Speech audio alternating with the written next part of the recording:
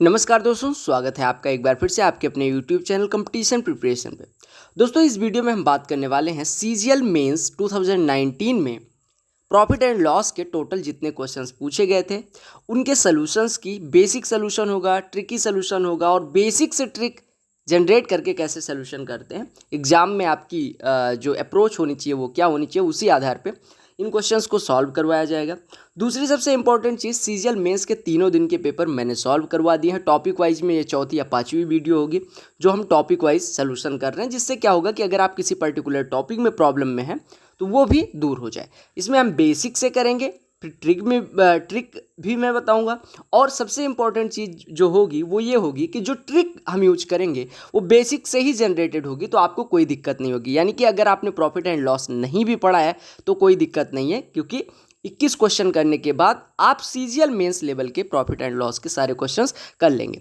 PDF मैंने Telegram channel पे already upload कर दी है, अगर आपने नहीं देखी तो लिंक पीडीएफ चैनल की कमेंट में भी मिल जाएगी, डिस्क्रिप्शन में भी मिल जाएगी, आप जाके डाउनलोड कर सकते हैं उधर से। और या अगर लिंक काम नहीं कर रही है तो कंपटीशन प्रिपरेशन सर्च कर लीजिएगा टेलीग्राम पर जाके, चैनल 7000 के आसपास अपने सब्सक्राइबर्स हैं, उधर क्लिक करेंगे, उधर जाके डाउनलोड कर लीजिएगा। वीडियो पसंद आएगी तो वीडियो को बस आपको करना है छोटा सा काम, लाइक, और चैनल पे नए होना तो सब्सक्राइब कर लेना, क्योंकि यूजफुल कंटेंट आता है और आप जब सब्सक्राइब करते हो, लाइक करते हो, शेयर करते हो तो थोड़ा सा मोटिवेशन मुझे भी मिलता है, और उसी मोटिवेशन से वीडियोज आ रही हैं। ठीक है, तो चलो स्टार्ट करते हैं। कई सारे टॉपिक्स हो गए हैं, ये सारे टॉपिक्स हम खत्म कर लेंगे, इसको टॉपिक वाइज भी डिवाइड करके खत्म कर लेंगे। और क्लासेज एमटीएस की भी आ रही हैं, जिसमें हम सीपीओ और जो रिसेंट एग्जाम्स में पूछे गए क्वेश्चंस हैं उसको हम टॉपिक वाइज कर रहे हैं। 20-25 क्वेश्चन एक टॉपिक का करवा रहा हूँ, वो आपके एमटीएस, सीएचएसएल और सीजीएल लेवल के लिए मोर देन एनफ होगा। ठीक है, तो चलो पहले क्वेश्चन पे आते हैं। इससे पहले मैंने सीएचएसएल, सीजीएल और सीजीएल में सबके topic wise, shift wise solution आपको प्रोवाइड कर रखे हैं, सीपीओ के, फेज 8 के, आईबी के। तो वो सारे पेपर्स आपके लिए बहुत ज़्यादा हेल्पफुल हैं, तो सारी प्लेलिस्ट आप चेक करते रहें और प्रॉपर नोट्स बनाते रहें। अच्छे क्वेश्चन जहां मिले तुरंत नोट कर ले, क्योंकि एग्जाम से पहले आप वीडियो से रिवाइज करेंगे। इतनी वीडियोस देख चुके होंगे कि आपके पास रिवीजन करने को इतना कंटेंट होगा, रिवीजन नहीं कर पाएंगे और फिर फ़ायदा नहीं होगा। तो मैं अभी से आपसे कह रहा हूँ, अच्छे क्वेश्चंस दिखे फटाक से प्रॉफिट एंड लॉस का जो आपका नोट्स होगा उसमें डाल दीजिएगा क्वेश्चंस। और नोट्स हमेशा ऐसे बनाओ कि प्रॉफिट एंड लॉस खत्म हुआ तो ऐसा नहीं अगला चैप्टर वहीं से खत्म, कम से कम 10-15 पेजेस या पन्ने छोड़ के चलो, ताकि अगर कभी अच्छा क्वेश्चन उस टॉपिक से मिलता है तो आप उसी नोट्स में कलेक्ट कर लो। ताकि ऐसा नहीं कि एक बार प्रॉफिट एंड लॉस यहाँ रिवाइज कर रहे हो, फिर अगली बार जा रहे हो तो फिर अलग कॉपी बनानी पड़ रही। तो इस वजह से मैं नोट्स बनाने का तरीका भी आपको बता दे रहा हूँ कि ऐसे बनाओगे तो वो आपके लिए बेनिफिशियल ज़्यादा होगा, मोर इफेक्टिव होगा। ठीक है, तो पहले प्रश्न पे आते हैं। अब जैसे पहला ही प्रश्न देख लो, कहा गया कि an article is marked 35% above it's cost, यानी कि क्रय मूल्य से 35% ज़्यादा उस पर अंकित किया गया है। If a profit of 20% is earned by selling the article, then the discount percent offered on the market price of the article is. कहा गया अगर वस्तु को 35% बढ़ा के लिखा जाए और फिर 20% लाभ लेके बेचा जाए तो कितनी छूट दी गई। समझ रहे हो, यानी कोई वस्तु है जिसको हमने 35% उसके क्रय मूल्य से बढ़ा के उस पर लिखा है, अब हमें 20% का लाभ चाहिए, उसको ऐसे बेचना चाहिए कि 20% का हमें लाभ हो। तो पूछा गया कितने परसेंट का डिस्काउंट देना चाहिए ताकि 20% का ही लाभ हो। बहुत आसान सा प्रश्न है, कोई टेंशन लेने की जरूरत नहीं है। देखिएगा कैसे करेंगे। आप मान लीजिए कि क्रय मूल्य 100 रुपए था, ठीक है, 100 रुपए में उसने खरीदा वो वस्तु। अब 35% बढ़ा के लिखा गया, यानी अंकित मूल्य यानी कि मार्क्ड प्राइस 35% इससे ज़्यादा होगा, तो 100 का 35% निकालना बहुत आसान है, 35 हो जाएगा। और 100 से 35 बढ़ा के लिखा गया, यानी कि अंकित मूल्य हो गया इस वस्तु का 135 रुपये। कितना हो गया? 135 रुपये। अब हमें इस वस्तु को ऐसे बेचना है कि 20% का लाभ हो, यानी 100 वाली वस्तु को अगर 20% लाभ पे बेचना है, यानी 20 रुपये का लाभ लेके बेची जानी चाहिए। यानी वस्तु को बेचना हमें कितने में? 120 रुपये में। यानी कि जिस वस्तु पे हमने 135 लिख रखा था उसको बेचना, सेल कितने में करना है? 120 रुपये में करना है। 135 वाली वस्तु अगर हमें 120 में बेचना है तो कितने का छूट दे सकते हैं? 135 आपने किसी वस्तु पे लिख रखा है, आपको उसी वस्तु को 120 में निपटा देना है, दे देना है ग्राहक को। तो आप कहेंगे भैया 15 रुपये की मैं डिस्काउंट दे रहा हूँ आपको, 15 रुपये का डिस्काउंट दे सकता हूँ क्योंकि 135 है, हमें 120 में बेचना है। यानी डिस्काउंट कितने का दे सकते हैं? तो डिस्काउंट बराबर हो जाएगा कितने का? 135 माइनस 120 यानी कि 15 रुपये का।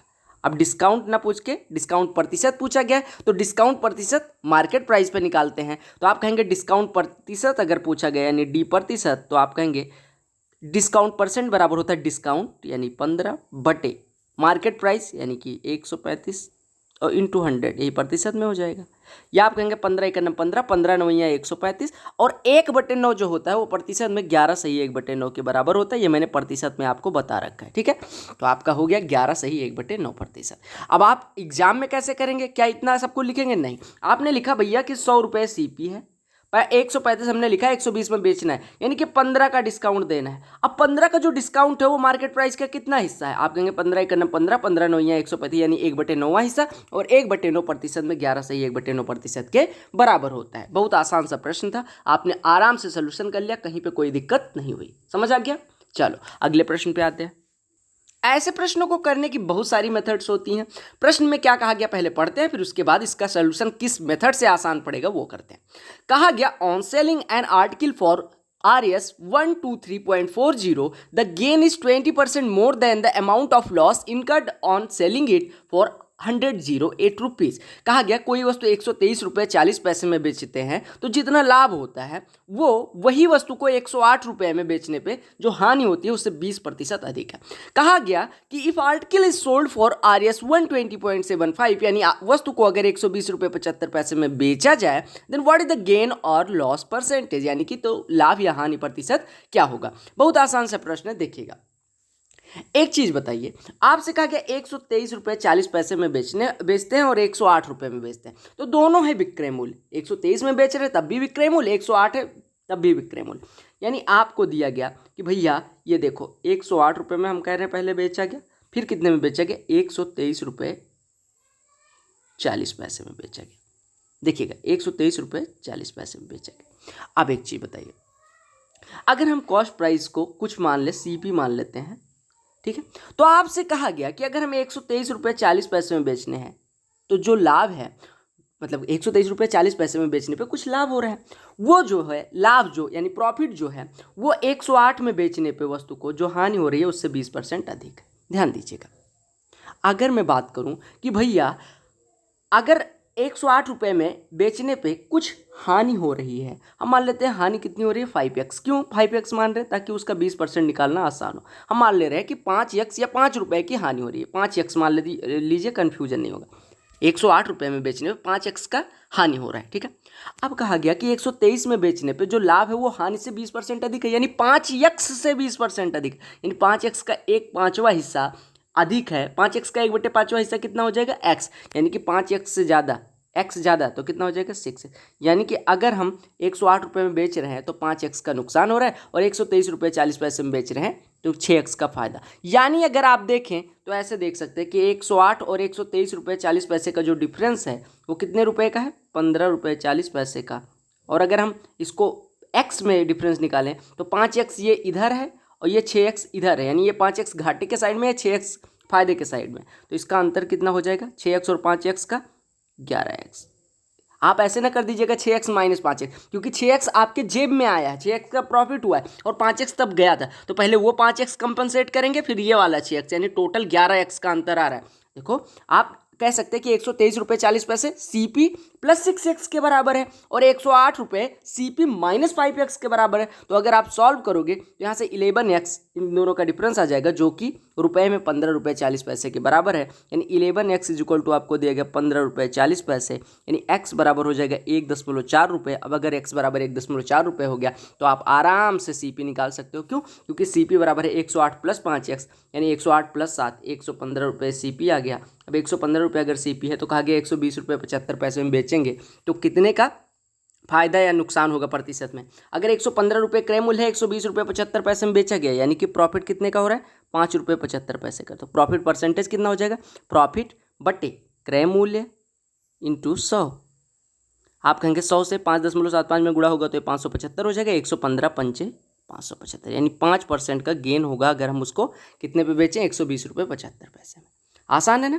देखो बहुत आसान सा प्रश्न था, इसको मैं समझाने में इतना बड़ा लेके चला गया, बाकी है बड़ा आसान। देखो 123 रुपये में पहले बेच रहे हो, फिर 108 रुपये में, यानी कि आपका अंतर कितना है? 15 रुपये 40 पैसे कॉस्ट प्राइस का, ठीक है। अब देखो, जो ये 15 रुपये 40 पैसे का अंतर है, आपसे कहा गया कि लाभ और हानि, देखो ऐसे देखो, लाभ को अगर आप मानते हैं कि भैया लाभ कुछ रुपए का हो रहा है, तो हानि जो है वो उससे 20% ज़्यादा है लाभ, यानी लाभ को और हानि को अगर रेशियो निकालें इनका, तो आप कहेंगे कि भैया लॉस अगर 5 रुपए की मानते हैं तो प्रॉफिट कितने का हो रहा है, इससे 20% ज़्यादा यानी 6। यानी ये जो 5:6 है, इसी अनुपात में इस अंतर को डिवाइड कर दो। तो 5:6 के अनुपात में अगर 15 रुपये 40 पैसे को डिवाइड करोगे तो कैसे डिवाइड करोगे, आप कहोगे 5 और 6 को जोड़ो, यानी 11 रेशियो बराबर 15.40, यानी 1 रेशियो बराबर हो जाएगा 1.4। अब 1 रेशियो बराबर 1.4, तो 5 रेशियो 7 और 6 रेशियो 8.4। तो आप ऐसे कह सकते हो कि भैया 123 रुपये 40 पैसे में बेचने पे 8 रुपये 40 पैसे का नुकसान फायदा हो रहा है, या आप कह सकते हो 108 रुपये में बेचने पे 7 रुपये का नुकसान हो रहा है। तो दोनों से सीपी आ जाएगा। 108 में बेचने पे अगर 7 का नुकसान, तो एक तो भी 115 क्रय मूल्य, या आप कहें 123 रुपये 40 पैसे में बेचने पे 8 रुपये 40 पैसे का नुकसान फायदा, तो आप कहेंगे तो भी क्रय मूल्य कितना हो जाएगा, 123 रुपये 40 पैसे माइनस 8 रुपये 40 पैसे, यानी 115 रुपये। अब 115 रुपये क्रय मूल्य, तो 120.75 में बेचोगे 5.75 का लाभ, यानी 5% का लाभ। तो बेसिक से मौखिक से मतलब ओरली करने वाला क्वेश्चन था, मौखिक कर सकते थे, बस थोड़ा सा समझाने के चक्कर में, ताकि जिनका नया है, जो पहली बार प्रॉफिट एंड लॉस पढ़ रहे हैं, उनको दिक्कत ना हो। यह प्रश्न देखिएगा, कहा गया किसी वस्तु का अंकित मूल्य उसके क्रय मूल्य से 40% अधिक है। प्रॉफिट एंड लॉस का बेसिक फंडा है कि जो प्रश्न में दी जाए उसको फटाफट लिखते रहो। अंकित मूल्य क्रय मूल्य से 40% अधिक है, यानी अंकित मूल्य अगर 100 है तो इससे 40% ज़्यादा, यानी 140 रुपये आपका अंकित मूल्य हो गया। अब कहा गया इसका विक्रय मूल्य अंकित मूल्य का 73.5 गुना है। 73 से 1/2 या 73.5 गुना, यानी कि अगर हम इसका विक्रय मूल्य की बात करें तो ये इसका 73.5 गुना, यानी गुणे 73.5 और बटे 100 लिख लो, बस काम खत्म हो गया। अब आप देखो, 0 से 0 कट गया, आप सीधे सीधे देख पा रहे होंगे कि 5 दूनी 10 होता है, 5 से काटेंगे 5, 14.7 आ जाएगा, 2 से ये काटेंगे ये 7 हो जाएगा, यानी कि आपका 7 गुणे 14.7, 14 सत्ते 98 और 4, यानी कि 102.9 रुपये इसका विक्रय मूल्य आ गया। अरे हमने कहा 100 रुपये सीपी है, 140 मार्केट प्राइस है, और जो सेलिंग प्राइस है वो मार्केट प्राइस का 73.5 गुना है, 73.5% है, यानी 140 गुणे 73.5 बटे 100, यानी कि हमारा यहाँ से सेलिंग प्राइस आ गया 102 रुपये 90 पैसे। अब आप देख पा रहे हो कि जो वस्तु 100 की खरीदी जा रही है वो 102 रुपये 90 पैसे की बेची जा रही है, यानी प्रॉफिट लिया जा रहा है 2.9 रुपीज़ का, और 2.9 रुपीज़ 100 का कितना परसेंट है, 2.9%, दैट्स ऑल। तो आपका आंसर हो गया सी ऑप्शन। अच्छा, इसमें प्रश्न सारे 15, 16 और 18 वाले तीनों हैं। तो जिन लोगों को लगता है कि 15 में बहुत टिपिकल क्वेश्चन किसी टॉपिक से पूछा जा रहा है, जब टॉपिक वाइज हम कर रहे हैं तो मैं आपको बता भी दूंगा, और तीनों दिन की जब मैंने तीनों दिन का सोल्यूशन आंसर की के अगले ही दिन प्रोवाइड कर दिया था, जिस दिन आंसर की आई थी उसके अगले दिन तीनों दिन का आपको प्रोवाइड कर दिया था। आप देख लीजिएगा, जाके सॉल्व कर लीजिएगा 100 के 100 क्वेश्चंस। अगर आपको किसी भी प्रश्न में कहीं दिक्कत आई सोल्यूशन के बाद तो आप कहिएगा। कोई भी प्रश्न ऐसा नहीं था जो आपसे ना हो। हाँ, थोड़ा सा कैलकुलेशन अब एसएससी डाल रही है, वो 2018 मेंस के टाइम से ही डाल रही है, तो उतना आपको करना पड़ेगा। बाकी कुछ भी इसमें ऐसा नहीं था पेपर में कि आपको इतने सारे पेड कोर्सेज, कुछ टीचर्स बोलते हैं मुझसे पढ़ोगे तभी होगा, ये सब कुछ भी सब मक्कारी वाली बातें हैं। कोई दिक्कत नहीं, अगर आप मेहनती हैं तो आप आराम से 200 आउट ऑफ 200 कर सकते हैं। बस मेरी तरह सिली मिस्टेक्स ना करिएगा, नहीं तो 193 पे 2 बार रुकना पड़ेगा। कहा गया कि रेमी को कोई वस्तु निश्चित मूल्य पर बेचकर 20% का लाभ होता है। यदि वह वस्तु को 8 रुपये अधिक में बेचती तो उसे 30% का लाभ होता है। ऐसी ही 16 वस्तुओं का क्रय मूल्य बताओ। देखो, कहा गया कि कोई वस्तु है जिसको 20% लाभ पे बेची गई, यानी कि हमने माना कि भैया सीपी है और इसको कितने पे बेचते हैं, 20% के लाभ पे बेचते हैं। 20% का लाभ लेके इसको बेच देते हैं। मैं यहाँ पे लिख दे रहा हूँ 20% का प्रॉफिट लेके बेच दिया गया, ठीक है। कहा गया अगर 8 रुपये अधिक में बेचती, यानी कि अगर 20% जितना में बेच रही है उससे 8 रुपये अधिक ले लेती तो उसका 30% का लाभ हो जाता है, यानी सीपी पे ही 30% का लाभ हो जाता है। यानी हम कह सकते हैं कि सीपी पे अगर हमें 30% का लाभ लेना है तो जो 20% का लाभ है उससे 8 रुपये ज़्यादा लेना पड़ेगा। अगर सीपी पे हमें 30% का लाभ लेना है, यानी कि हमें 30% का लाभ चाहिए, तो जितना हमने लाभ लिया था यानी 20%, उससे 8 रुपये ज़्यादा लेना पड़ेगा। यानी हम कह सकते हैं कि सीपी का 30% उसके 20% से 8 रुपये ज़्यादा होगा। तभी तो कहा गया कि अगर 30% लाभ लेना है तो 8 रुपये ज़्यादा में बेचना पड़ेगा। यानी हम कह सकते हैं कि सीपी का 30% इसके 20% से 8 ज़्यादा है। तो हम इसको सॉल्व करेंगे कि सीपी का 30% बराबर सीपी का 20% प्लस 8 रुपये, या हम कह सकते हैं सीपी का 30% माइनस 20%, यानी सीपी का 10%। यहाँ पे लिखिए सीपी का 10% इज इक्वल टू 8 रुपये। 10% होता कितना है, 1/10वां हिस्सा, यानी CP/10 बराबर 8, यानी CP बराबर कितना हो गया, 10 × 8 = 80, यानी क्रय मूल्य कितना हो गया एक वस्तु का, 80। अब कहा गया ऐसी ही 16 वस्तुओं का क्रय मूल्य निकालो। अगर एक वस्तु का क्रय मूल्य 80 रुपये है तो 16 वस्तुओं का कितना हो जाएगा, 16 × 80, यानी कि 16 × 8 = 128। और बाद एक जीरो लगा दो तो 1280 रुपये आपका आंसर हो जाएगा। ये प्रश्न देख लो, ये भी प्रश्न बेहद आसान है। कहा गया शशि दो वस्तुओं को 5,000 रुपये की दर से, दर मतलब कि प्रत्येक वस्तु 5,000 की बेची गई, ठीक है। कहा गया पूरे लेन देन में ना तो लाभ होता है ना ही हानि होती है। यदि एक वस्तु 16 से ही 2/3% की हानि पर बेची गई तो दूसरी वस्तु कितने प्रतिशत लाभ पे बेची गई। आप लोगों ने ट्रिक पढ़ी होगी, बहुत सारी ट्रिक, लेकिन मैं बेसिक से करवा के आपको बता रहा हूँ कि बेसिक से ट्रिक की अप्रोच से ज़्यादा आसानी तरीके से कर सकते हो। देखो कहा गया उसने 5,000 की दो वस्तुएं बेची, मैं लिख दे रहा हूँ भैया, 5,000 की पहली और 5,000 की दूसरी वाली वस्तु उसने बेची, ठीक है। ये हमारा क्या है, सेलिंग प्राइस, ठीक है। कॉस्ट प्राइस यहां पे लिख लो, ठीक है।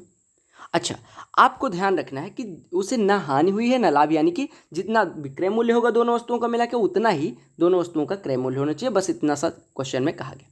कहा गया एक वस्तु को 16 से ही 2/3% हानि पे बेचे। 16 से ही 2/3%, अगर आपने प्रतिशत पढ़ा होगा तो 1/6वां हिस्सा है, यानी कि अगर वस्तु उसने 6 की खरीदी थी तो उसका 1 रुपया, अगर 6 रुपये की उसने वस्तु खरीदी होगी तो उसका 1/6वां हिस्सा यानी 1 रुपया नुकसान हुआ, यानी 6 रुपये में खरीदी गई वस्तु वो 1 रुपये नुकसान के साथ 5 रुपये में बेचते हैं। पहली वस्तु की बात की, यानी 5 रुपये जो हमने माना कि 5 रुपये में बेचती है वो 5 ना होकर 5,000 है, तो हमारा क्रय मूल्य 6 ना होकर 6,000, यानी पहली वस्तु का क्रय मूल्य हो गया 6,000।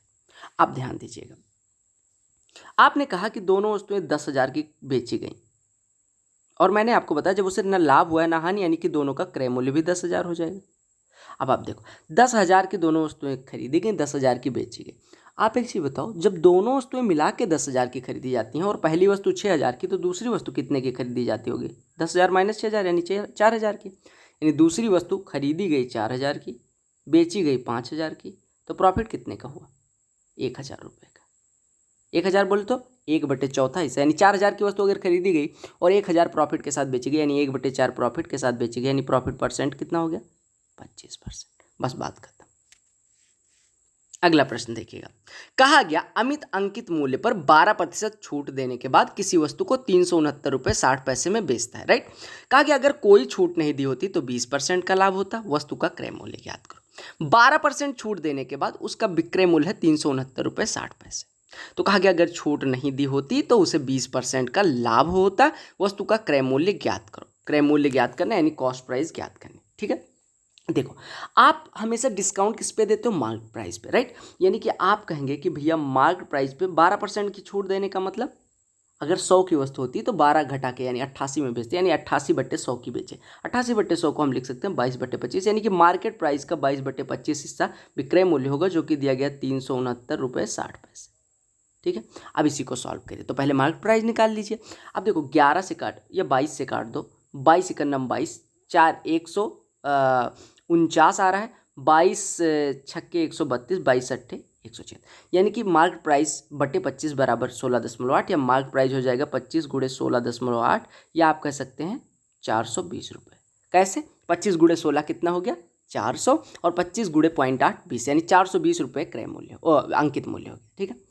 अब कहा गया कि अगर इसे 420 रुपये में वो बेच देता, यानी कि बिना, देखिए कहा गया अगर उसने कोई छूट नहीं दी होती तो उसे 20% का लाभ होता, यानी कि अगर हमें 20% का लाभ चाहिए CP पे तो हमें 420 रुपये में ही बेच देना पड़ेगा, कोई डिस्काउंट हम नहीं दे सकते। यानी कि CP अगर CP होता, मतलब क्रय मूल्य अगर CP होता तो 20% का लाभ, यानी कि इसके 6/5 पे बेचते तो हमें 420 रुपये मिलते, क्योंकि कोई डिस्काउंट दे ही नहीं सकते थे, यानी जितना लिखा था उतने में बेचना पड़ता 20% का फ़ायदा लेने के लिए। यानी कि CP का 6/5 आपको दिया गया 420, या आप कह सकते हैं 6 से ये कटेगा 70, यानी CP/5 बराबर 70, तो CP बराबर 70 पंचे 350, यानी क्रय मूल्य कितना हो गया 350 रुपये। बताइएगा कहीं किसी प्रश्न में कोई दिक्कत या कोई बहुत बड़ा सोल्यूशन हमने किया, और सारे बेसिक से कर रहे हैं, कोई ट्रिक अभी तक यूज नहीं करी, आगे भी नहीं यूज करेंगे, और सारे क्वेश्चंस आप एकदम 10-10, 15-15 सेकंड में कर लोगे, ठीक है।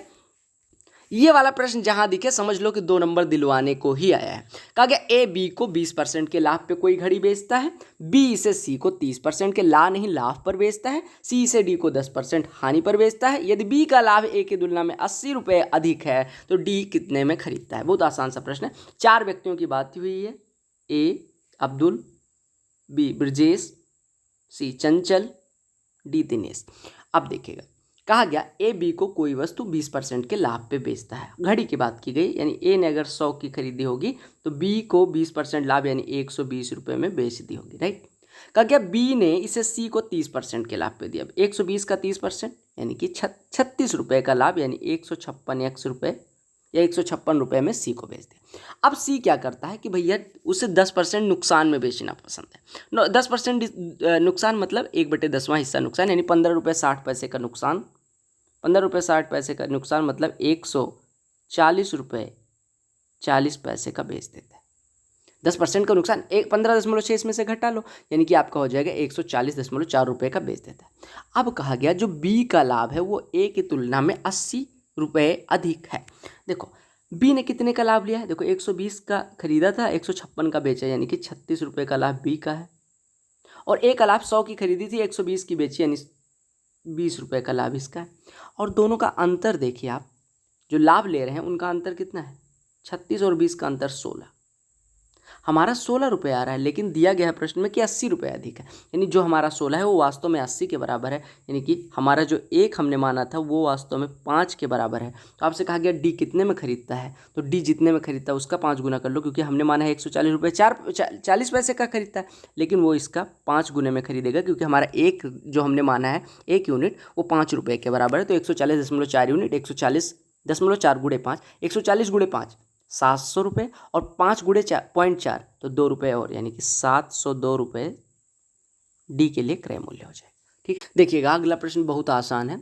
बहन रेशमा की बात हुई है कि बहन रेशमा 1734 रुपये में 2 वस्तुएं ए और बी खरीदती हैं। ए और बी 2 वस्तुएं वो खरीदती हैं, कुल उनको 1734 पे करना पड़ता है। कहा गया वस्तु ए को 16% की हानि पर बेचती हैं, वस्तु बी को 20% के लाभ पर बेचती हैं, तो दोनों वस्तुओं का विक्रय मूल्य समान है। ये केस दिया गया है, ना कि ऐसा हुआ है। कहा गया कि अगर वस्तु ए को 16% हानि पर बेचें और वस्तु बी को 20% के लाभ पे बेचें तो दोनों वस्तुओं का विक्रय मूल्य जो होगा यानी सेलिंग प्राइस जो होगा वो सेम होगा। कहा गया अब दूसरे केस में बात की गई कि अगर ए को 1147 रुपये 50 पैसे में बेचें वो, तो वस्तु ए पर हुआ लाभ ज्ञात करिए, लाभ प्रतिशत निकालना है। ठीक है, आपको यहाँ पे दिया गया कि ए को अगर वो 16% पे बेचती, 16% हानि पे, और बी को 20% लाभ पर बेचती तो उनका विक्रय मूल्य समान होता है, ऐसा कुछ दिया गया। अब ध्यान से देखिएगा, अगर मैं ए और बी की बात करूं, उसने ए खरीदा और बी खरीदा, ए और बी का क्रय मूल्य हम मान लेते हैं ए और बी है। अब देखो कहा गया ए को 16% हानि पर बेचती है। 16% हानि मतलब कि 25, मतलब अगर 100 की खरीदती तो 84 की बेच देती, यानी कि अगर 25 की खरीदती तो 21 की बेच देती, यानी कि विक्रय मूल्य पहली वस्तु के लिए ए गुणे 21/25 हो गया। दूसरी को 20% लाभ पे बेचना है। 20% लाभ का मतलब 100 पे खरीदती तो 120 की बेचती, या हम कहें 25 की खरीदती तो 30 की बेच देती। ये दूसरे वस्तु के लिए विक्रय मूल्य आ गया। और आपको दिया गया कि दोनों केस में विक्रय मूल्य समान है, यानी ये दोनों बराबर है, 25-25 कट गया, यानी आपके ए और बी के क्रय मूल्य का अनुपात हो गया 10:7। ए और बी के क्रय मूल्य का अनुपात 10:7 हो गया। बहुत आसान सी बात, भाषा में समझ में आ गया होगा आपको। अब देखिएगा, ए को अगर हम माने कि 10 रुपये में खरीदती है तो बी को 7 रुपये में खरीदेगी, यानी कि दोनों वस्तुओं का क्रय मूल्य हो जाएगा 10-7 17। लेकिन दोनों वस्तुओं का क्रय मूल्य 17 ना होकर 1734 दिया गया, यानी जो हमारा 17 यूनिट आ रहा है वो वास्तव में 1734 है, यानी 1 रुपये जो हमारी 1 यूनिट है वो 102 रुपये के बराबर है। ठीक है, अब आपसे कहा गया कि अगर ए को 1147 रुपये में 50 पैसे में बेचा जाए तो ए पर लाभ निकालो। ए पर लाभ निकालने के लिए ए का क्रय मूल्य आपको पता होना चाहिए। आपने कहा कि भैया ए का क्रय मूल्य हमने 10 मान लिया है, अगर 1 यूनिट बराबर 102 रुपये है तो ए का क्रय मूल्य 10 यूनिट, यानी ए का क्रय मूल्य हो गया 10 गुणे 102 यानी 1020 रुपये। बस काम खत्म हो गया। 1020 रुपये में हमने कोई चीज़ खरीदी, कहा गया 1147 में बेच दो, तो प्रॉफिट बताओ। आप कहोगे कि भैया अगर 1020 की खरीदी जाती है, 1147 की बेची जाती है, तो प्रॉफिट कितने का हो रहा है, 127 रुपये 50 पैसे का। अब प्रॉफिट परसेंटेज निकालना है तो आप कहेंगे प्रॉफिट बटे क्रय मूल्य गुणे 100। ये हटा ये हटा, ये जीरो यहाँ बढ़ गया, ये कटा ये कटा। आप किससे काटना चाहेंगे? ये आप सीधे गुणा कर देंगे तो आप यहाँ पे 7 से काट दीजिए। तो 7 से काटेंगे, 7 इकन्नम 7, 7 छक 42। अच्छा नहीं 7 से नहीं कटेगा, ये कटेगा 3, ये 17 से कटेगा, 17 छक्के 102, 17 से काटेंगे 17 पंचे 85, 17 छक्का 1, 17 सत्ते 119 और ये 17 पच्चे 85, यानी कि 75/6 यानी कि 12.5% आपका आ गया। समझ आ गया ना? हमने कहा कि भैया ए का क्रय मूल्य अगर ए माने और बी का क्रय मूल्य बी माने तो ए को 16% हानि पर यानी ए का 84%, बी को 20% लाभ यानी बी का 120%, दोनों बराबर। हमने ए और बी के क्रय मूल्य का अनुपात निकाल लिया 10:7, यानी ए का क्रय मूल्य अगर 10 यूनिट है तो बी का क्रय मूल्य 7 यूनिट, दोनों मिलकर 17 यूनिट बन रहे हैं और 17 यूनिट 1734 रुपये दिया गया, यानी 1 यूनिट 102 रुपये। अब क्रय मूल्य हमने ए का निकाल लिया, 1020 आ गया। हमसे कहा गया 1147 में बेच दो, यानी 127 का फायदा ले लो। यही प्रॉफिट पूछा गया था, परसेंटेज में कितना होगा? आप कहेंगे प्रॉफिट परसेंटेज बराबर प्रॉफिट अपॉन क्रय मूल्य इंटू 100, बस काम खत्म। ये प्रश्न देखो, मौखिक करेंगे। कहा गया किसी टीवी को 8% लाभ पर बेचा जाता है, यदि इसे 714 रुपये में अधिक में बेचा जाता तो लाभ 15% होता। 18% लाभ प्राप्त करने के लिए टीवी का विक्रय मूल्य कितना होना चाहिए? देखो, हमसे कहा गया 8% का लाभ लिया गया और यही लाभ 15% हो जाता अगर हम 714 रुपये अधिक लेते, यानी हमें 8% लाभ को 15% बनाने के लिए, यानी 7% लाभ को बढ़ाने के लिए, लाभ प्रतिशत जो है उसको 7% बढ़ाने के लिए हमें 714 रुपये अधिक लेने पड़ते। यानी कि अगर हमें सीपी पे 7% ज़्यादा चाहिए था, सीपी का 7% अगर हमें बढ़ाना था तो वास्तव में रुपए में वो 714 रुपये बढ़ाने पड़ते। यानी हम कह सकते हैं सीपी का 7% 714 है, तभी तो 7% बढ़ाने के लिए 714 रुपये बढ़ाने पड़ रहे हैं। यानी कि सीपी का 7% अगर 714 है तो सीपी बराबर हो जाएगा 1% कितना हो जाएगा? 102। 1% बराबर 102, तो सीपी बराबर हो जाएगा 1020। अब आपसे कहा गया कि 18% का लाभ लेने के लिए, सॉरी 1% अगर 102 है तो 100% कितना हो जाएगा? 10,200। अब हमें कहा गया 18% का लाभ लेने के लिए 18% कितना हो जाएगा? अगर 1% 102 है तो 18% 1836 रुपये हो जाएंगे। यानी कि हमने कहा कि भैया हमें प्रॉफिट चाहिए 1836 रुपये का, हमारा क्रय मूल्य है 10,200, तो सेलिंग प्राइस कितना होना चाहिए? 10,200 प्लस 1836 यानी 36 हो जाएगा, 2 8 10 हो जाएगा और 1 1 2 हो जाएगा, यानी 12,036 रुपये में अगर हम बेचते हैं इस वस्तु को तो हमें प्रॉफिट 18% का मिलेगा। That's all.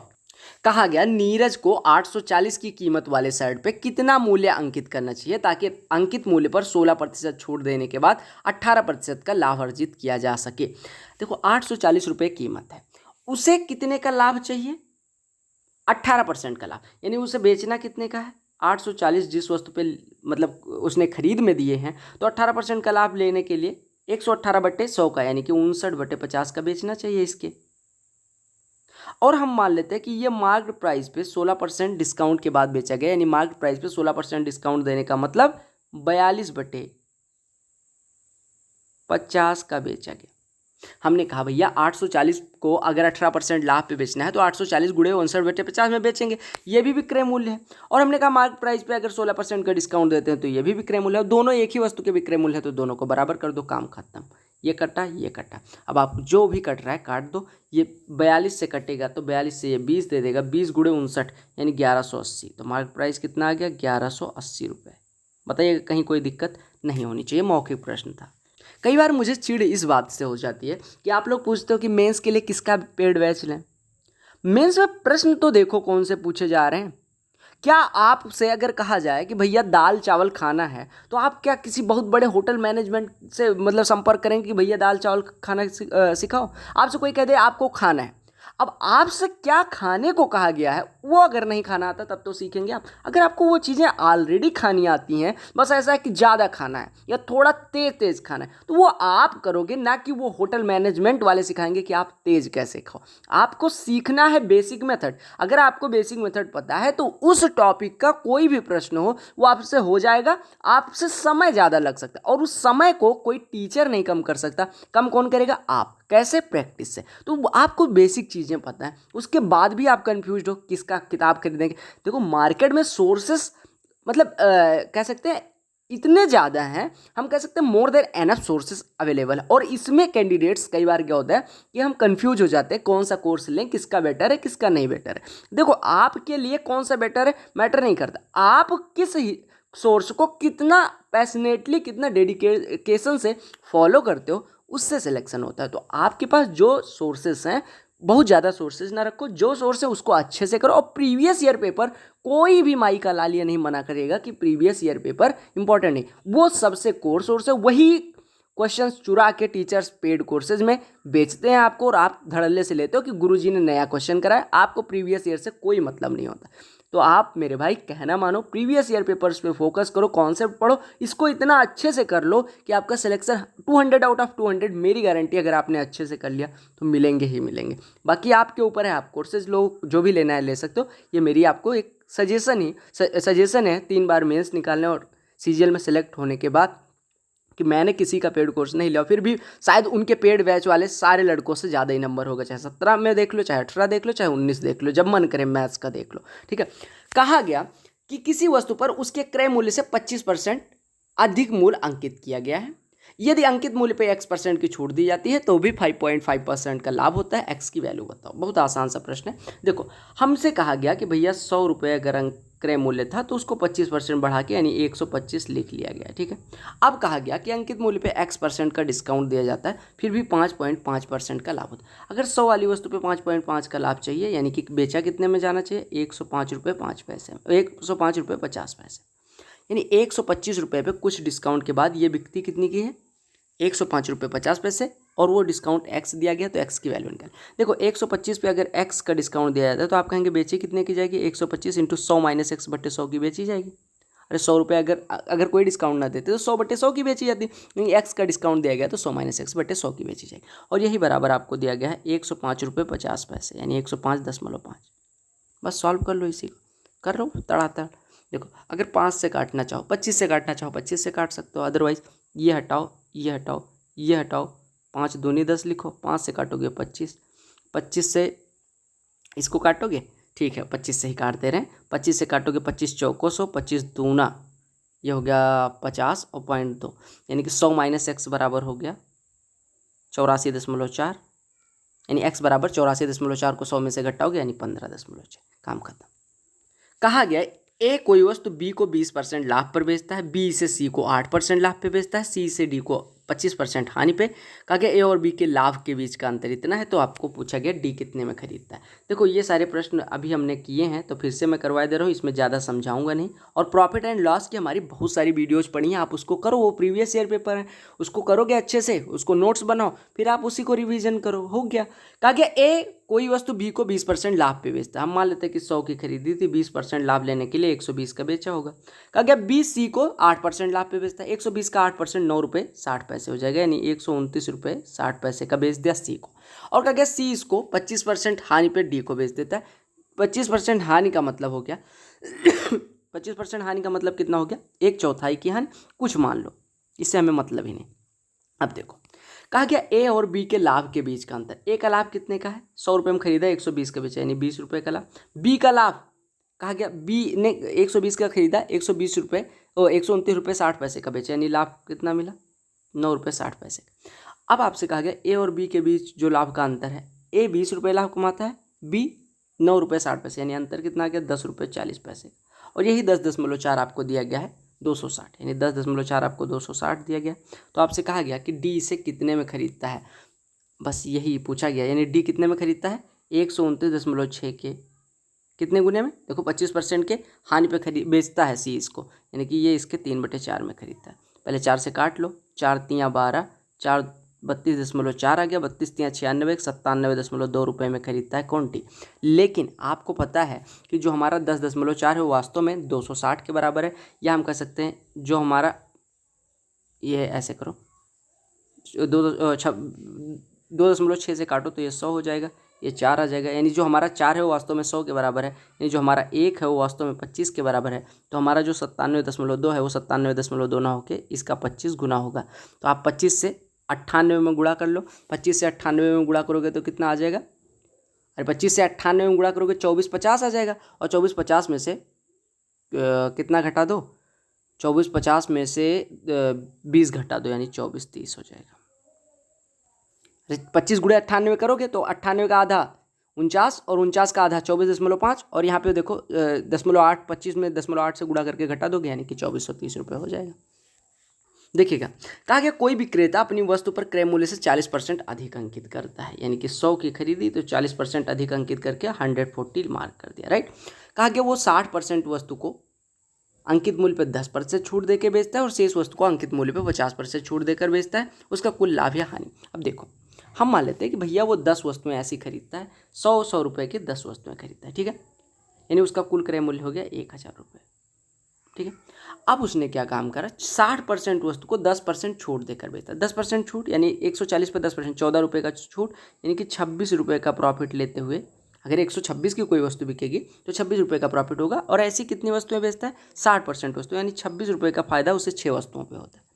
और शेष वस्तु को 50% के छूट पे बेच देता है। 50% का छूट मतलब 140 वाली वस्तु 70 में बिकेगी, यानी 70, अगर 100 रुपये खरीदी गई जो वस्तु है उसको 70 की बेचे तो 30 रुपये का एक वस्तु पे नुकसान हो रहा है। और ऐसी वो कितनी वस्तुएं बेचता है, 4, क्योंकि टोटल 10 थी, 6 26 रुपये के लाभ पे बेच दिया और 4 30 रुपये के नुकसान पे। अब उसका कुल प्रॉफिट या लॉस निकालो। देखो 26 रुपये अगर एक वस्तु पे फायदा हो रहा था, 6 वस्तु पे 156 का फायदा हुआ, 30 रुपये एक वस्तु पे नुकसान, 4 वस्तुओं पे 120 का नुकसान, यानी ओवरऑल उसका कितने का फायदा नुकसान हुआ, 156 माइनस 120 यानी 36 रुपये का उसका फायदा हो रहा है। 1000 रुपये पे 36 रुपये का फायदा, यानी प्रॉफिट में अगर परसेंटेज की बात करें तो 3.6% का फायदा हो रहा है, यही पूछा गया। देखिएगा, कहा गया कोई दुकानदार 55 रुपये प्रति किलोग्राम की दर से 20 किलो चावल, 50 रुपये प्रति किलोग्राम की दर से 25 किलोग्राम चावल और 60 रुपये प्रति किलोग्राम की दर से 35 किलोग्राम चावल खरीदता है। वो परिवहन पर 150 रुपये का राशि खर्च करता है, सभी तीनों प्रकार को मिलाता है, पूरे स्टॉक को 62.56 रुपये प्रति किलोग्राम बेच देता है। पूरे लेन देन में उसका लाभ प्रतिशत ज्ञात करो। देखो बहुत आसान सी बात है, आप एक काम करो, पहले आप निकाल लो। यहाँ पर 2 तरीके से निकाल सकते हो, एक कुल क्रय मूल्य और कुल विक्रय मूल्य, और फिर उसके बाद प्रॉफिट में कैलकुलेट कर लो। या फिर आप ऐसे कर सकते हो, औसत क्रय मूल्य निकालो और उस पर देख लो कि 62.56 में बेचने पे कितने का लाभ हो रहा है। तो जो मेथड आपको आसान लगे, चलो हम उससे कर लेते हैं कि कुल फायदा या नुकसान कितने का हो। देखो अगर 55 की हिसाब से 20 किलोग्राम चावल खरीदता है तो उसने 1100 रुपये इधर खर्च कर दिए, प्लस 50 के हिसाब से 25 किलोग्राम यानी कि 1250 रुपये इधर खर्च किए होंगे, प्लस 60 के हिसाब से 35 इधर यानी 2100 रुपये इधर खर्च किए, ये कुल रुपए हो गए। 150 रुपये उसने परिवहन पर खर्च किया, ठीक है, ये उसका कुल क्रय मूल्य हो गया। क्या हो गया, कुल क्रय मूल्य, यानी कुल क्रय मूल्य हमने निकाल लिया। तो 11 और 12 कितना हो गया, 11 और ये 14 मान लो 3500 और ये आपका 5600 रुपये उसका कुल क्रय मूल्य हो गया। अब कहा गया कि वो सभी प्रकार के चावल मिलाता है, यानी उसके पास कुल चावल कितने हैं, 20, 25, 45 और 35, 80 किलोग्राम चावल है और वो 62.56 के हिसाब से बेचता है, यानी उसका कुल विक्रय मूल्य हो गया 80 गुणे 62.56, या आप कह सकते हैं 8 गुणे 625.6। सॉल्व कर लो, 8 छक्के 48 के 8, 80 लाई 4, 8 पंचे 40, 4 44, 8 दूनी 16, 4 20, 8 छक्के 48 तो 50, यानी कि 5004 रुपये 80 पैसे का बेचा। अब एक बार फिर से कैलकुलेट कर लो, ये आपका 5600 नहीं 4600 होगा। यहाँ पे हमने थोड़ा सा गलती कर रखी है, देखो ये 150 है, ये 4600 हो जाएगा। अरे 21 और 12 33 और 44, हाँ ठीक है, यानी 4600 की कोई वस्तु खरीदी थी, 5004 रुपये 80 पैसे की बेची, यानी फायदा कितने का हुआ, 404 रुपये 80 पैसे का। अब आप देखो 4600 रुपये पे अगर 404 रुपये 80 पैसे का फ़ायदा ले रहे हैं, इसका मतलब ये हो जाएगा कि इसके 10% से कम का फ़ायदा हो रहा है, क्योंकि 10% होता है तो 460 का फ़ायदा आता, यानी ये दोनों ऑप्शन तो हो नहीं सकते। अब आप ऐसे कर सकते हो कि भैया 4600 का 1% कितना है, या 4600 का 1% कितना हो जाएगा, 46, 1% 46, तो 404 कितना परसेंट हो जाएगा, 404.6 बटे 46, या आप 46 से काटोगे तो 46 से काटोगे 46 अट्ठे 8.8% का फायदा हो जाएगा, 8.8% का फायदा हो जाएगा। वहाँ अप्रॉक्सीमेशन से कुछ इस प्रकार से कर सकते थे कि भैया देखो 1% 46 है तो 9% आपका 404 से ज़्यादा हो जा रहा है, इन 9% से आंसर कम होगा तो 8.8 एक ही ऑप्शन था। देखो ये प्रश्न देखो, कहा गया एक वस्तु के क्रय मूल्य पे 15% की छूट के बाद उसका विक्रय मूल्य एक दूसरी वस्तु के क्रय मूल्य पर 25% की छूट दिए जाने के बाद उसके विक्रय मूल्य के बराबर है। यदि दोनों वस्तुओं के क्रय मूल्यों का योग 640 है तो प्रत्येक वस्तु का विक्रय मूल्य बताओ। कहा गया कि देखो, कहा गया एक वस्तु के क्रय मूल्य पर 15% छूट देते हैं और तो उसका जो विक्रय मूल्य होता है वो दूसरी वस्तु के क्रय मूल्य पर 25% छूट देने के बाद जो विक्रय मूल्य है उसके बराबर है। अगर दोनों के क्रय मूल्यों का योग आपको दिया गया 640। देखो अगर दोनों के क्रय मूल्य का योग 640 है, आप पहली को मान लो एक ही खरीदी गई, दूसरी को 640 माइनस एक ही, योग 640 आ रहा है बिल्कुल। अब आपसे कहा गया कि पहले को 15% छूट, 15% छूट मतलब 85/100 की बेची गई होगी, और दूसरे को 25% की छूट यानी कि 75/100 की बेची गई, और दोनों का विक्रय मूल्य आपको दिया गया बराबर है। कट गया, ये 15 हो गया, ये 17 हो गया। यानी आप कहें कि दोनों के क्रय मूल्यों का अगर रेशियो निकालें तो वो 15:17 आ रहा है। यानी आपको पता है A/640 माइनस ए बराबर 15/17। दोनों के क्रय मूल्यों का अनुपात 15:17 आ गया। अब देखो अगर दोनों के क्रय मूल्यों का अनुपात 15:17 है तो हम कह सकते हैं पहली वस्तु 15 की खरीदी गई, दूसरी वस्तु 17 की, दोनों जोड़ोगे तो 32 आएगा। यानी कि दोनों का क्रय मूल्य 32 जो हमारा आ रहा है वो वास्तव में 32 ना होकर 640 है। यानी 1 बराबर 20, तो पहली वस्तु कितने की विक्रय मूल्य आ जाएगा, अरे क्रय मूल्य, अगर 1 बराबर 20 है तो पहली वस्तु का क्रय मूल्य हमने 15 माना यानी 300, और दूसरी वाले का 17 गुणे 20 यानी कि 340। आपसे कहा गया कि विक्रय मूल्य निकालो, दोनों का विक्रय मूल्य समान ही है तो आप किसी एक का विक्रय मूल्य निकाल लो। 30 को 15% डिस्काउंट पे बेच दो, तो 300 पे 15% डिस्काउंट यानी 45 का डिस्काउंट यानी 255 विक्रय मूल्य हो जाएगा पहली के लिए। और दोनों का देखो यहाँ पे विक्रय मूल्य बराबर है तो यानी दूसरी का भी 255 हो जाएगा। अदरवाइज आप ऐसे निकाल सकते हो कि दूसरी पे 25% का डिस्काउंट यानी 85 का डिस्काउंट, 340 पे अगर 85 का डिस्काउंट दोगे तो भी 255 की बिकेगी। तो आपको बस क्रय मूल्य का अनुपात निकालना है। क्रय मूल्य का अनुपात 15:17 आ गया, दोनों का योग किया 15-17 का 32, यानी जो रेशियो में 32 है वो वास्तव में 640 यानी 1:20 के बराबर हो गया। तो पहली का क्रय मूल्य इतना, दूसरी का इतना हो जाएगा। कहा क्या गया है कि एक छाते का अंकित मूल्य 150 है, 138 में बेचा गया, छूट कितने, 150 वाली वस्तु 138 में बिक रही है, यानी कि डिस्काउंट 12 का डिस्काउंट कितना प्रतिशत हुआ, आपको पता है कि 1% मतलब 10% बराबर हो जाएगा 15, 1% बराबर 1.5, यानी 1.5 1% है तो इसका 8 गुना 12 है तो 8% हो जाएगा। यानी 1.5 रुपये 1% के बराबर है तो 12 रुपये 8% के बराबर। कहा गया एक वस्तु का सूची मूल्य यानी अंकित मूल्य 7600 था, 10% की छूट प्रदान की गई। कहा गया कि इस पर कितने की छूट प्रदान की जाए ताकि 5814 रुपये का विक्रय मूल्य प्राप्त हो। देखो 7600 रुपये हमने खरीदा था, 7600 रुपये में तो अंकित मूल्य था, 10% की डिस्काउंट दिया गया यानी 7600 पे 10% का डिस्काउंट देने के बाद ये कितने की बची होगी, आप कहेंगे 7600 के 9/10 की बची होगी, यानी 9 से गुणा कर दो तो आपका सीधे हो जाएगा 9 छक्के 54, 9 सत्ते 63, 5 68, यानी 6840 रुपये की थी। अब 6840 वाली वस्तु को हमें 5814 ले जाना है, यानी कम कितना करना है, 1026 रुपये, 1026 रुपये। अब 1026 रुपये 6840 का कितना परसेंट है यही पूछा गया, तो आप कहेंगे 1026 बटे 6840 गुणे 100 कर दो। तो आप इसको काटना चाहें जैसे वैसे काट सकते हैं, 20 पंचे 100, 20 से काटोगे तो ये 20 तियाँ 60, 20 चौको 342 हो जाएगा, 342, और ये आपका कितना हो रहा है 342 तियाँ काटोगे तो ये 1026 हो जाएगा, यानी 3 बचे 15%, 15% का डिस्काउंट अगर और दे दें तो 5814 में बिक जाए। अदरवाइज आप ऐसे कर सकते थे कि भैया 7600 रुपये इसका क्रय मूल्य था, हमने बेचना कितने का 5814 का, तो प्रतिशत में निकाल लो कि कितना प्रतिशत में बेचना है, तो 5814 में 7600 से डिवाइड करके 100 से गुणा कर देते तो आपका कुछ प्रतिशत आ जाता। अब ये जो आता ये रिजल्टेंट डिस्काउंट परसेंट आता, और रिजल्टेंट डिस्काउंट परसेंट बराबर होता है पहला डिस्काउंट प्लस दूसरा डिस्काउंट माइनस पहला गुणे दूसरा बटे 100। पहले की वैल्यू 10 दी गई थी, आर आपको पता है, वाई आपको निकालने को कहा गया था। कहा गया कि अनिल ने कुल 10,000 के मूल्य में 2 वस्तुएं खरीदी, यानी 10,000 रुपये उसने कुल लगाए और 2 वस्तुएं खरीद ली। कहा गया वस्तु ए को 15% के लाभ पे बेचा, बी को 10% की हानि पे बेचा।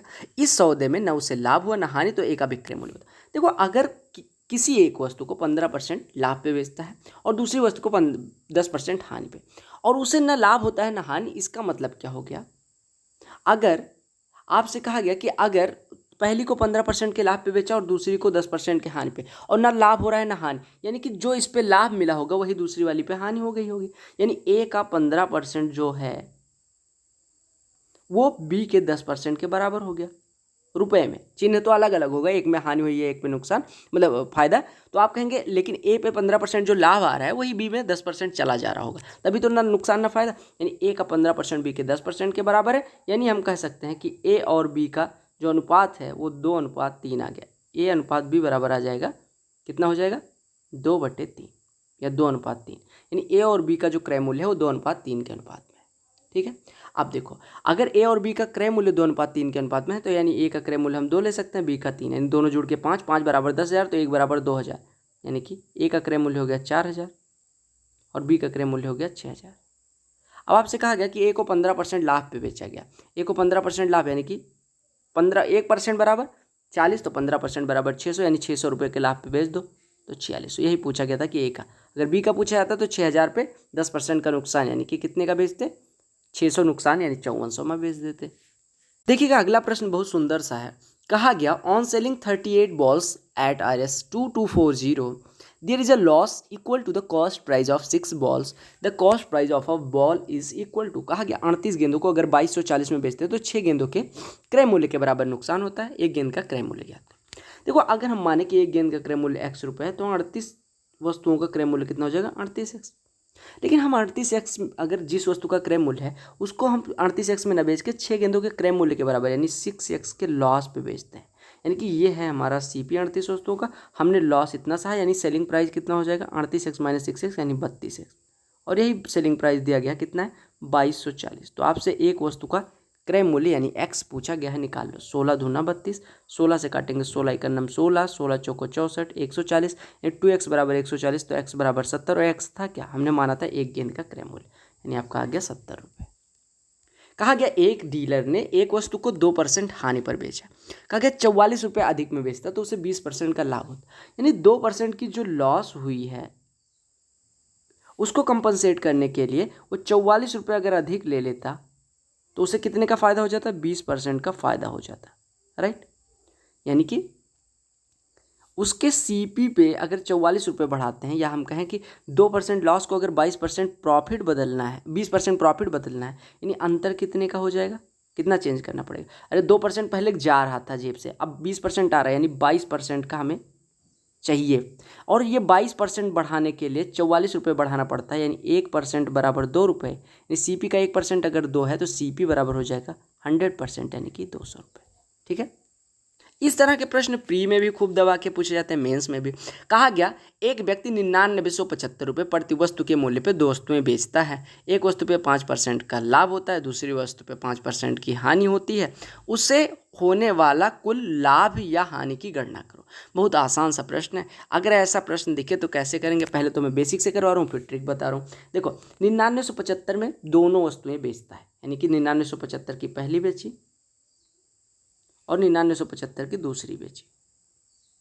कहा एक वस्तु पे 5% का लाभ होता है।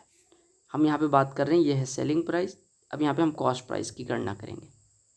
5% का लाभ कहने का मतलब हो गया कि अगर कोई वस्तु 20 की खरीदी जाती तो 21 की बेचती, यानी 21 बराबर आपको 99,175 दिया गया तो 20 की वैल्यू पूछी गई, तो पहले 20 निकालो।